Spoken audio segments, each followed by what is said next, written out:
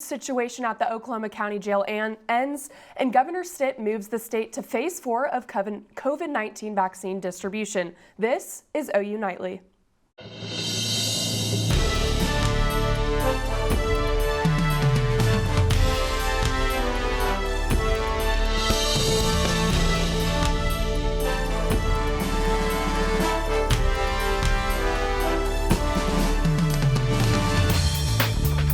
Good evening, I'm Kaitlyn Deggs. And I'm Abbi Bennett. We begin tonight with the first day in the trial of Derek Chauvin. He's the Minneapolis police officer accused of the murder of George Floyd. Let's take a live look inside the courtroom right now. The trial is being televised and live streamed, common in many states, but not in Minnesota. But after the prosecution and defense agreed on cameras in light of COVID precautions, it was approved by a judge. Prosecutor Jerry Blackwell told jurors it's clear Floyd's death was a homicide and matches the patterns of someone who dies from oxygen deficiency. Defense lawyer Eric Nelson described the incident differently, claiming that the officers struggled to arrest Floyd and that force is a necessary part of policing. And a tense situation at the Oklahoma County Jail over the weekend when an inmate took a guard hostage. Nirali Jayswal is in the newsroom with the story. Nirali. A graphic video surfaced this past weekend at the Oklahoma County Jail of a hostage situation that ended after police officers shot and killed an inmate.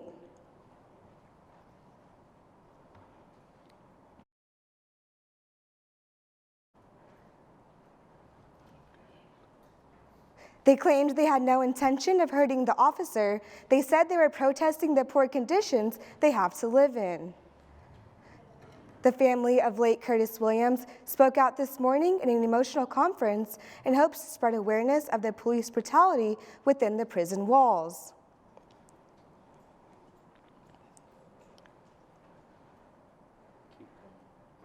The inmates say the jail's living conditions are intolerable.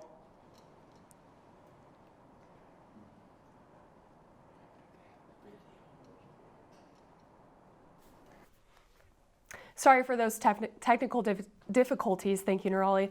Oklahoma is now in phase 4 of the COVID vaccine distribution, meaning everyone over the age of 18 is eligible for a vaccine. Governor Stitt received his COVID-19 vaccine today. Stitt said this afternoon that 2 million doses have already been distributed and thanks state health departments and healthcare workers for their help.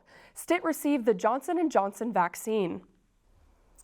And the spread of the coronavirus is continuing to slow according to the latest information. The Oklahoma State Department of Health is reporting 194 new cases of the coronavirus. The total active cases in Oklahoma at this time is 10,906. The state's death total from COVID-19 stands at 7,835.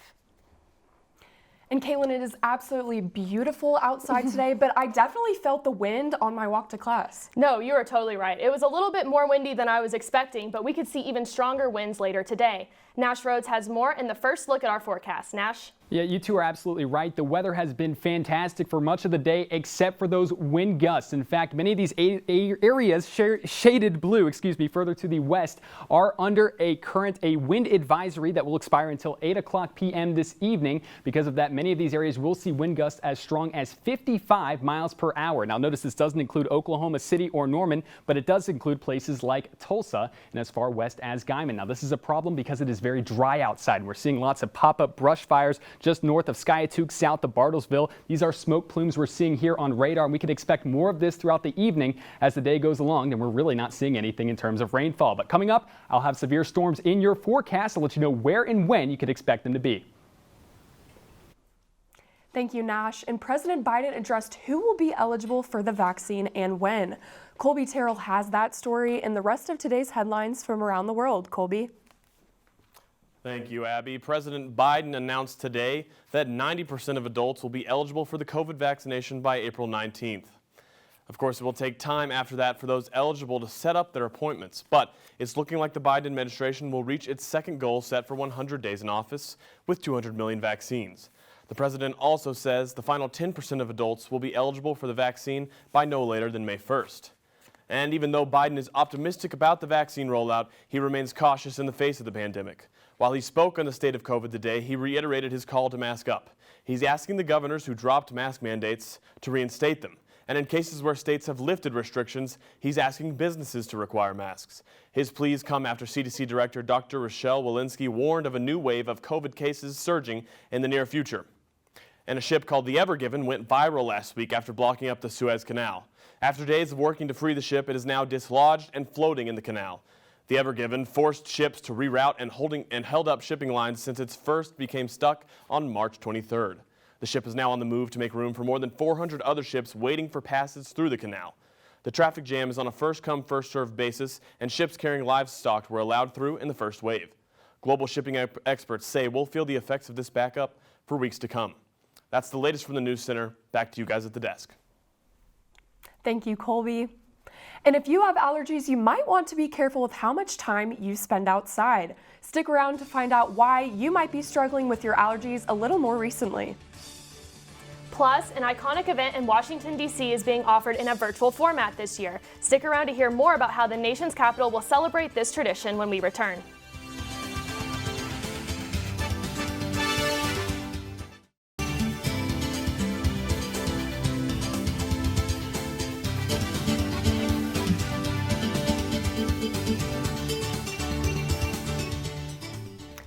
And if you're in Oklahoma struggling with allergies right now, Emma Sears may have the reason why in today's Earth Report. Emma.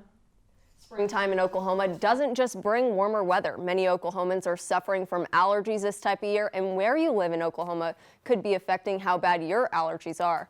Oklahoma's Department of Environmental Quality released an air quality health advisory late last week. Cleveland County residents are with the majority of other Oklahoma counties who are encountering moderate air advisories. Experts recommend that those living in moderate air conditions who are unusually sensitive to allergies should be considering limiting their time outdoors. President Biden has launched a plan to combat climate change. Earlier today, the White House released a plan to expand wind farms across the East Coast. The Biden administration says that this project will jumpstart the clean energy revolution. President Biden says that the farms would generate 30 gigawatts of offshore winds to the U.S. by 2030, more than enough power to power more than 10 million homes. Not only would this project help fight global warming, but it could also bring more than 10,000 jobs to the U.S. It's peak cherry blossom season in our nation's capital after Japan gifted the trees to the U.S. in 1912. The cherry blossom trees have become one of D.C.'s biggest tourist attractions. Due to the pandemic, the National Park Service is trying to limit access to people visiting the area. The Park Service is encouraging people to go online to safely view the flowers. They say if too many people show up, they're prepared to close the area and move the event completely online. And guys, if you're interested in watching the cherry blossoms bloom, you can check it out at nationalcherryblossomfestival.org. Back to you at the desk. Thanks, Emma. Last Friday, OU held a mass vaccine distribution event on campus. And while many students received the vaccine, some were not prepared for the side effects that it brings along with it. OU Nightly's Sol Mayer has more. Last Friday, the University of Oklahoma had a mass vaccination event where they distributed the Johnson & Johnson, Moderna, and Pfizer vaccines. J.P. Eagleton got his vaccine last Friday, just like many other students. After getting his vaccination, he was expecting to feel just a little soreness in his arm. However, he got a lot more than what he bargained for. Like 10 o'clock, 10:30, I had this terrible fever and I was super tired, so I tried to go to bed, and even though I was super tired, I couldn't fall asleep for like 6 hours. So I didn't fall asleep till like 4 a.m. because I was just rolling around in bed with like this terrible fever. Now, JP got the Johnson & Johnson vaccine. The CDC says that some common side effects from getting the vaccine, the COVID-19 vaccine, are muscle pains, headaches, chills, fever, and nausea. And Nash, can you tell us more on the weather conditions across the state? Yeah, that's right. I mean, we have currently warm conditions right now, not seeing much in terms of any rainfall across any portion of the state. Now, unfortunately, we do have a cold front coming around the corner. Coming up, I'll let you know where and when that's going to arrive here in Norman.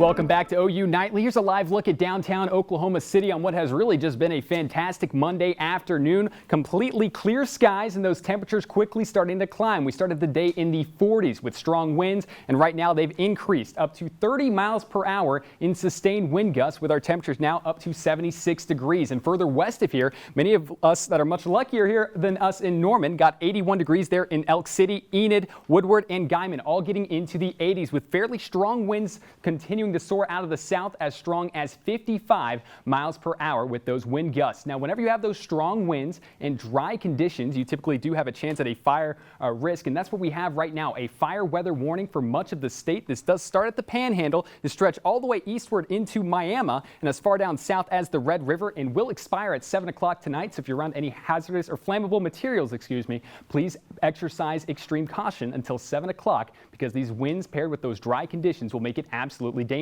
Now, the good news is we do have a cold front on the way that could bring us a little bit of relief. Now, the bad news with this is that we will see some rain chances in the wrong places, not up further to the northwest where it's very dry and hot right now. This front's going to continue to make its way into the metro and only start to produce those isolated pop-up showers and storms as early as 1 o'clock on Tuesday. We're going to keep a very close eye on this line, because that's where we're going to see the majority of these pop-up showers and storms, really forming a line from Ardmore to McAllister right around 4 o'clock, and everywhere southeast of here into Idabel. That's going to be your best area for severe weather in terms of the straight line wind threat. Now, looking at the counties that are the major concern here, further towards Norman and Oklahoma City, you could see a few pop-up general thunderstorms with heavy downpours and perhaps even some lightning here and there. But further to the southeast, we have a marginal 1 out of 5 risk for damaging straight line winds and perhaps even some small hail as that system works through Tuesday night into early Wednesday morning. So back here in Norman, temperatures will take a dip with that cold front down into the 50s before they slowly climb into the 70s by the weekend. And look at that for your Easter Sunday, temperatures getting into the mid 70s, guys.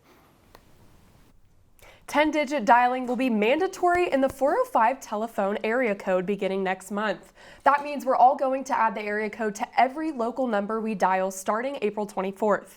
The move to 10-digit dialing is necessary because the Oklahoma Corporation Commission voted to introduce a new area code on May 24th. The new area code is necessary to ensure we don't run out of phone numbers. Businesses in the area may need to make adjustments to their systems to ensure the phone number used is 10 digits. So whatever device you have that uses a phone number and uses a phone number that's within the 405, you need to check to make sure that that it includes the area code. If it does, you don't have to worry. It's all ready to go.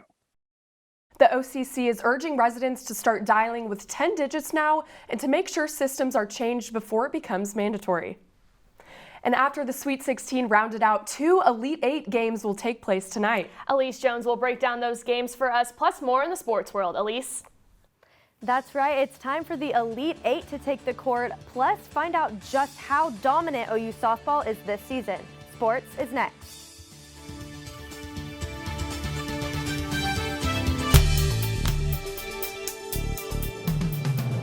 Welcome back to OU Nightly. I'm Alyse Jones here with your weekend sports recap. To start things off, let's take a look at what's next in March Madness. It's time for the Elite 8, and here's who's fighting for their spot in the big dance. Oregon State is taking on Houston tonight at 6:15, followed by Arkansas and Baylor. Tomorrow, USC takes on 1-seed Gonzaga and UCLA takes on Michigan. The winners of these games will advance to the Final Four, which will take place this weekend. Now going back to the Sweet 16 games, 4 of which were blowouts. Number 1 seeds Gonzaga and Michigan had 18-point wins respectively. Houston had a 16-point win over Syracuse, and 6-seed USC smoked Oregon by 14 points. Then there was 15-seed Oral Roberts versus Arkansas. The underdog had history slip through its fingers after missing what could have been the game-winning shot. Arkansas then hit a game-winning jumper with 2.9 seconds left to win 72-70. And finally, 11-seed UCLA had a stunning overtime upset against the number 2 seed Alabama. Here's what UCLA head coach Mike Cronin had to say about the upset. So our guys just did a great job. Early on, we were down 8, 19-11. I told them it was we were already -5 on the glass, and it was headed the wrong way. But the guys toughened up and just did an unbelievable job of battling, for a small team. The #1 Sooner softball team crushed Iowa State Sunday afternoon 22-2, and they did it in 5 innings.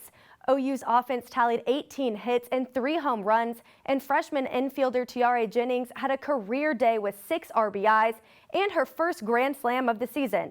Don't count on the Sooners losing anytime soon as they move to 25-0 on the season. And there was a Red River showdown in Austin this weekend as the 9th-ranked Texas Longhorns hosted the Oklahoma baseball team in a 3-game series. Texas won the series 2-1, but OU put up a fight, adding an extra inning in Game 1 and taking Game 3 3-2. And OU women's golf had a 4th-place finish this afternoon at the 54-hole Brizzy tournament.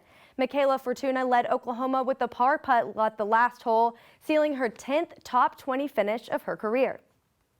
And moving to a national landscape, the Oklahoma City Thunder take on the Dallas Mavericks tonight at home.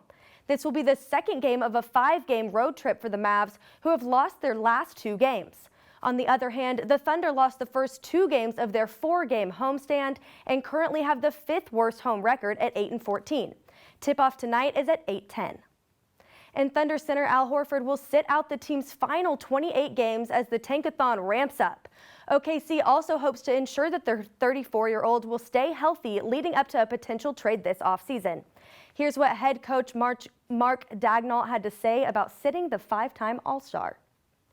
We're prioritizing, experience and playing time and developmental touch points for our less experienced players, which I don't think is news to anybody, as we've already started that process. We probably were going to get to this point with Al eventually anyways, where we went to him and discussed this plan. And with Shay's injury, it probably just expedited that a little bit. And we are only 3 days away from opening day in the MLB, with the New York Yankees hosting the Toronto Blue Jays. First pitch will be at 12:05 p.m. And if you want more sports coverage, you're in luck. Tune in to Sooner Sports Pad tonight at 7:30 p.m. on Fox Sports Southwest. Kaitlyn and Abbi, back to you. Thank you, Alyse. And you are going to want to stick around and see where this animal happened to wander into. Straight ahead when we return on OU Nightly.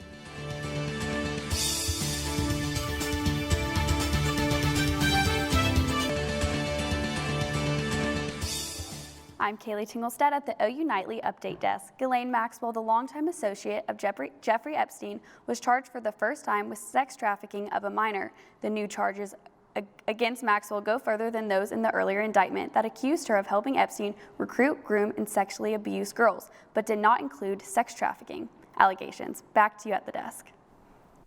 And check this out. Authorities in Toronto had to shut down an entrance to a subway station after a beaver snuck in. Workers say they had several different stray animals wander in the station through the years, but this is the first beaver that made the journey inside. The beaver was rescued by Toronto Animal Services and released into a more natural habitat just a short distance away.